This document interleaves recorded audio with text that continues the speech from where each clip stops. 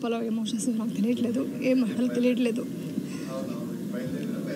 ఈరోజు నేను ఇక్కడ ఉన్నానంటే బికాస్ ఆఫ్ రామోజీరావు గారు. గొప్ప మనిషి అండి ఆయన. అంటే ఎంత ఇదంటే ఆయన దగ్గర నేను నేర్చుకునేది ఏంటంటే డిసిప్లిన్ అండి. ఒక టైమింగ్ మెయింటైన్ చేయడం, టైంకి రావడం, టైంకి వర్క్ చేయడం. మెయిన్ వచ్చి కష్టాన్ని నమ్ముకున్న వాళ్ళు ఎప్పుడు బాగుంటారో నాకు చెప్పేవాళ్ళు అనమాట.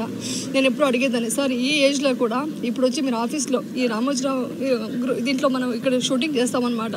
వెళ్తుంటే కర్టెన్ ఓపెన్ ఉంటుంది, మార్నింగ్ కరెక్ట్గా 10 o'clock ఓపెన్ ఉండేది. అప్పుడు అడిగేదాన్ని నేను, సార్ ఎలా సార్ అంత టైంకి వస్తారు, ఇంత వర్క్ చేస్తారు ఈ వయసులో అంటే, నాకు ఇష్టమైందే వర్క్ చేయడం అమ్మా, క్షమించాలి అని చెప్పేవాళ్ళు. అది కాకుండా చాలా గొప్ప మనిషి అండి. అంటే మానవత్వం ఉన్న మనిషి. అంటే మనకి ఏ చిన్న స్థాయిలో ఉన్నా కూడా కష్టపడి పనిచేసేవాళ్ళంటే ఆయనకి చాలా ఇష్టం అన్నమాట.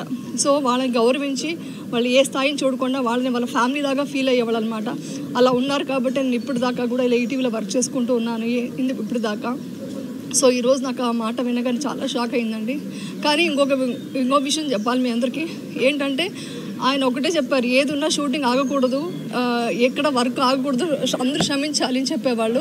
ఈరోజు కూడా బయట వాళ్ళంతా షూటింగ్ క్యాన్సిల్ చేశారు, కానీ మాకు ఇన్ హౌస్లో షూటింగ్ ఉందండి. ఈ బాధలో కూడా వెళ్ళి మన కృషి మనం చేయాలి అనేది ఆయన చెప్పిన ఒక ఇన్స్పిరేషన్గా తీసుకొని ఈరోజు నేను షూటింగ్ వెళ్తున్నాను. ఆయన గొప్ప పవిత్రమైన ఆత్మకి శాంతి జరగాలనేసి ఆ దేవుడిని మనస్ఫూర్తిగా కోరుకుంటున్నాను. Thank you.